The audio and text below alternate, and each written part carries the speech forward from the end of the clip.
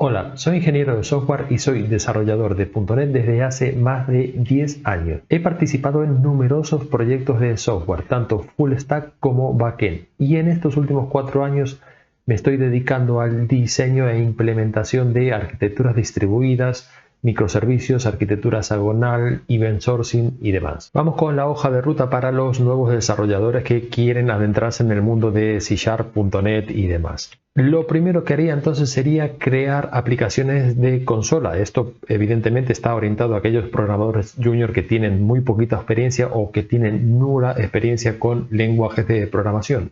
Y esto es ideal para empezar a programar. Es decir, no te puedes poner a programar web apps cuando todavía no sabes ni siquiera manejar la consola o no sabes manejar condicionales, arrays, listas, etcétera, etcétera. Entonces primero empieza por aplicaciones de consolas antes de empezar por web apps, ¿vale? Luego puedes dar el paso a conectarse a base de datos, hacer actualizaciones en base de datos, crear registros, borrar consultas, etcétera, etcétera. Lo mismo con los ficheros.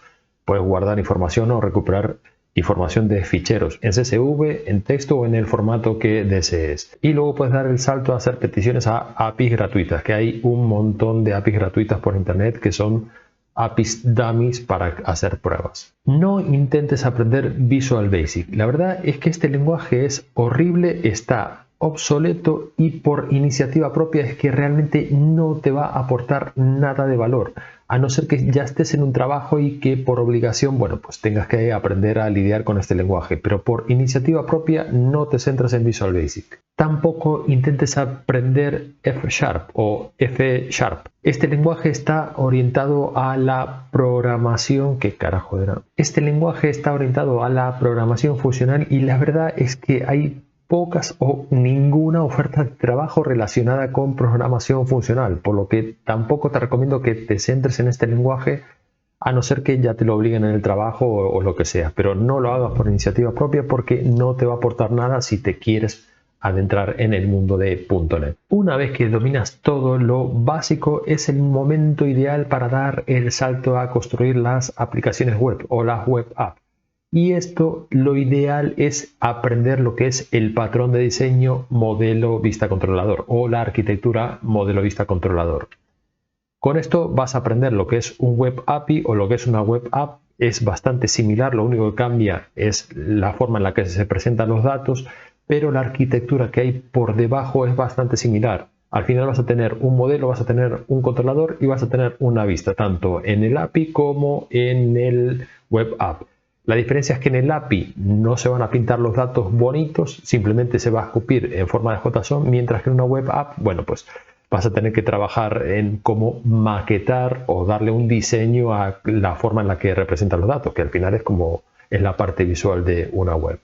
Aquí vas a aprender, por supuesto, lo que son los controladores. También tendrás que aprender el tema de routing, el tema de permisos, también lo que son los view models, lo que en definitiva se traduce en el patrón model view model, que es este MVVM que se ve aquí. No aprendas Razor Pages y tampoco aprendas Blazor, al menos de momento. Esto está más orientado a gente que no quiere aprender JavaScript y bueno, pues la gente de .NET pues ha dado esta solución alternativa a esta gente que no quiere aprender .NET. Y es básicamente una forma de presentar los datos. Céntrate única y exclusivamente en lo que es el modelo vista controlador, que es en lo que se basa la mayoría de las empresas para hacer sus aplicaciones web. Por supuesto que Model View Controller o Model View Controller Architecture no es algo exclusivo de .NET. Esto al final es una arquitectura y es perfectamente trasladable a cualquier lenguaje de programación, como puede ser Java, PHP y cualquier infinidad de los lenguajes que hay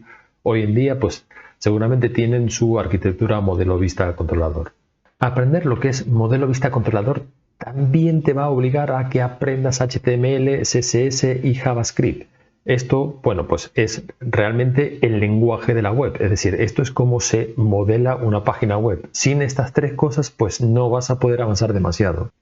Por supuesto, aprende los fundamentos y empieza poco a poco, haz cosas básicas. No intentes implementar una web que simula una consola donde se puedan meter eventos de teclado y que simulen. No. Por supuesto, empieza por los fundamentos y por cosas básicas. Empieza por cómo maquetar una web sencilla, luego cómo darle estilos. Aprende, por supuesto, los fundamentos del HTML Y luego cuando empieces a meter con JavaScript, aprende también las cosas básicas, cómo meter pues, información en el DOM cuando una vez que ya ha sido renderizado, cómo validar formularios, etcétera, etcétera. No intentes aquí hacer parafernalias porque al final no vas a aprender y te vas a frustrar. Y una vez que tengas esos fundamentos de JavaScript, te puedes llegar a dar el salto a React.js. React es una herramienta, es un framework o una librería, mejor dicho, donde te permite construir aplicaciones frontend y se utiliza muchísimo con .NET. Es decir, se construye en .NET un API y ese API es el que escupe información y es consumida por el frontend, en este caso construido con React, y es el que va a modelar esa información para que interactúe con el usuario. No es necesario que aprendas Angular, yo no aprendería Angular porque Angular, a diferencia de React, ya es un lenguaje propio, ya hay una infraestructura propia, entonces no tiene mucho sentido usar un Angular para el frontend y usar pues, un .NET para el backend, aunque hay cosas que están hechas así. Pero recuerda que estás aprendiendo y Angular es mucho más complejo de aprender que React.js, tiene muchas más cosas. Por lo que, una vez más, primero céntrate en modelo vista controlador. Por supuesto que debes centrarte en estos conceptos básicos que te van a servir y vas a tener que usar a lo largo de toda tu vida como programador, ya sea en .NET o en cualquier lenguaje que haya por ahí, como puede ser Java. Céntrate en lo que es el Dependency Injection. Vas a tener que aprender lo que es esto y cómo utilizarlo. También vas a tener que aprender acerca de los principios SOLID. Los principios SOLID, en definitiva, te van a ayudar a escribir código mucho más limpio y código mucho más fácil de mantener. Aprender a aplicar los principios SOLID no es algo que se aprenda de la noche a la mañana, pero sí que es una buena idea que los tengas en mente y que siempre vayas leyendo algo acerca del tema y cómo puedas ir mejorando tu código aplicando los principios SOLID. Otra de las cosas que vas a tener que aprender es acerca del testing, a escribir test para que tu código pueda ser probado de forma automática. Otra de las cosas que también vas a tener que aprender es acerca del logging.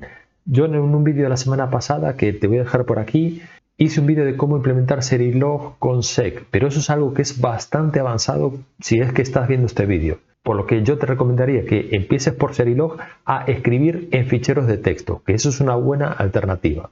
Aprende SQL Server. No empieces por Mongo, por Postgres o por MySQL o por la base de datos que se te ocurra. El 99,9% de las aplicaciones en .NET están tirando contra un SQL Server. Por lo que si estás aprendiendo, lo mejor es que te centres donde está centrado la mayoría, que es en SQL Server. Una vez que empieces a dominar lo que es el SQL Server, también puedes meterte en lo que es el Entity Framework. El Entity Framework es un ORM que te abstrae de la base de datos y vas a hacer consultas realmente contra este ORM en vez de hacerlas contra la base de datos. Esto te va a permitir que el día de mañana puedas cambiar a otra base de datos que no sea SQL Server y que la lógica que vas a tener en tu aplicación va a estar centrada en el ORM y no en la base de datos. Por lo que no te va a suponer casi ningún esfuerzo cambiar el motor de base de datos si es que, por supuesto, has implementado bien el ORM, en este caso de Entity Framework. Con Entity Framework vas a tener que aprender a construir relaciones, consultas, migraciones y lo que es Code First, es decir, no usar una base de datos mientras estás haciendo el desarrollo del software, simplemente estás programando contra el Entity Framework y el Entity Framework es el que se encarga de migrar a base de datos con las migraciones todo ese modelo de datos. Las consultas que vas a hacer con Entity Framework te va a obligar a aprender lo que es LINQ. LINQ es una librería de .NET que es muy interesante para tratar grandes volúmenes de datos, cruzarlos, hacer joins. No es algo exclusivo de las bases de datos, también lo puedes implementar con clases, por ejemplo leyendo de ficheros. Si puedes cruzar información de ficheros contra base de datos, contra datos en memoria, puedes cruzarlo todo con esta librería LINQ, que la verdad es una librería fantástica y que te recomiendo encarecidamente que aprendas, que incorpores en tu aprendizaje del modelo vista controlador. Déjame decirte que SQL Server tiene una versión gratuita que te puedes descargar sin pagar un céntimo y puedes instalarlo en tu equipo local y por supuesto instalarte el Server Management Studio, que es el que te permite escribir las consultas, Es un poco la interfaz visual que tienes contra la base de datos. Otras cosas bastante importantes que tienes que saber. NetFramework es el nombre que tenía desde el año 2002 hasta 2019. Luego se reescribió toda esa plataforma porque la plataforma NetFramework era solamente exclusiva para aplicaciones Windows. Luego se reescribió toda la plataforma y pasó a llamarse .NET Core. Eso fue desde 2016 hasta 2020. La diferencia que había, aparte del nombre, es que esta plataforma ahora era multiplataforma y además era mucho más ligero y también estaba pensado para ejecutarse dentro de contenedores. Eso fue desde la versión 2 y pico hasta la 5. A partir de la versión .NET 5 hubo un rebranding y pasó a llamarse .NET 5. Esto fue a partir de 2020. Y luego se empezó a llamar .NET 5, .NET 6, .NET 7 o .NET 8. Hoy en día estamos en la versión 9, por lo que estamos en la .NET 9. ¿Y por qué te cuento todo esto? Y porque es muy importante cuando vayas a aplicar un trabajo que mires lo que están pidiendo. Si están pidiendo un programador .NET Framework, pues es distinto a lo que hay en .NET Core. Es decir, a grandes rasgos es bastante parecido, pero hay muchas diferencias entre una plataforma y la otra plataforma. Lo más seguro y lo que yo te recomiendo es que aprendas .NET. No aprendas .NET Framework porque ya no se usa, pero es importante porque hay muchas empresas donde tienen código legacy y seguramente si es legacy está escrito en esta plataforma. También tienes que tener en cuenta que si tienen código legacy, seguramente pues habrá algunas versiones donde las implementaron en Visual Basic. Pero una vez más, yo no te recomiendo que aprendas Visual Basic por tu cuenta porque no te va a aportar nada ya que es un lenguaje obsoleto. Diferente es que si estás trabajando en una empresa, te manden a hacer un proyecto o modificar un proyecto donde ya está escrito en Visual Basic y bueno, macho, ahí sí, no te va a quedar otra que aprender Visual Basic. No pierdas tiempo aquí. En lo que son los webforms, estos son formularios Windows que de verdad que no te va a aportar ningún valor, a no ser que, como te dije antes con el caso de Visual Basic, que la empresa te obligue a aprenderlo porque hay alguna aplicación, pero no lo hagas por tu cuenta porque no te va a aportar valor. Tampoco pierdas tiempo en lo que es el Windows Communication Foundation. Esto es una forma, un protocolo que tiene Windows de comunicarse con APIs, con web services. Tampoco pierdas tiempo ahí, céntrate en modelo vista controlador. Tampoco pierdas tiempo en estos conceptos si eres un programador junior. Recuerda que primero tienes que tener claros los conceptos SOLID y los conceptos de modelo vista controlador. Si no, no te recomiendo que te adentres en el mundo de la arquitectura distribuida. Por ejemplo, lo que es el CQRS. El CQRS es un patrón de diseño donde se separa la acción de la consulta de la acción que va a modificar un objeto.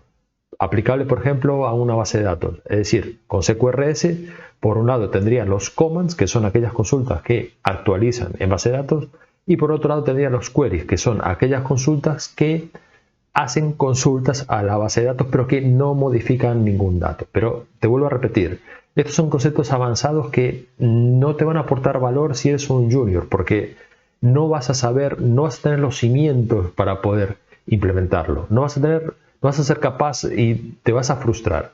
Entonces, lo que es CQRS, Event Sourcing, lo que es Mediator. Mediator es la librería de .NET que te permite implementar CQRS. Lo que es Event Bus, esto es mandar mensajes a un bus para comunicación entre dos microservicios, por ejemplo.